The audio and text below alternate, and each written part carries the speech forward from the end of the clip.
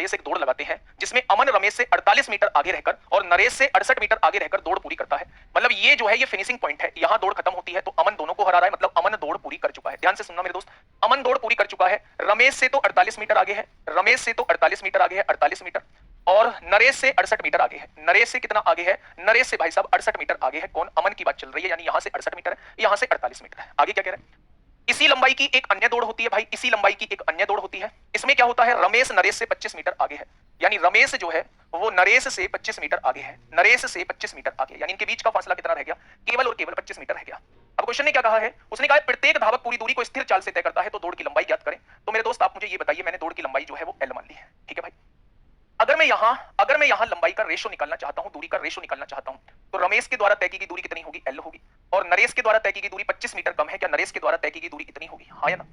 रमेश के द्वारा L दूरी तय की गई है, नरेश के द्वारा जो तय की गई होगी वो 25 मीटर दूरी कम तय की गई होगी, क्योंकि 25 मीटर से हरा चुका है, तो इसने जो दूरी तय की होगी वो L माइनस 25 तय की होगी। हाँ या ना? अब ऊपर आ जाइए मेरे दोस्त। अच्छा एक बात मुझे बताओगे, बहुत छोटी सी बात पूछना चाह रहा हूं।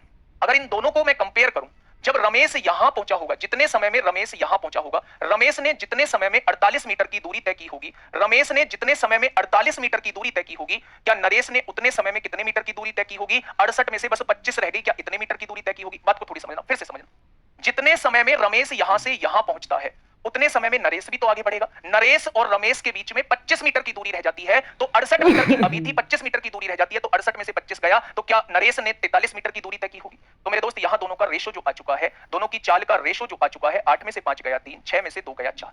ये भी आप लोगों का चाल का रेशो है, ये भी आप लोगों का चाल का रेशो है, ये भी आप लोगों का चाल का रेशो है। अब आप कहोगे जी ये तो दूरी का रेशो था। मेरे दोस्त जितने समय में नरेश यहां से यहां आया होगा, उतने ही समय में रमेश यहां से यहां गया होगा, और जब समय बराबर होता है तो जो उनकी दूरी का अनुपात होता है वही उनकी स्पीड का रेशो होता है, और उसने कहा है स्थिर चाल से चलते हैं, यानी स्पीड का रेशो जो है वो समान होगा।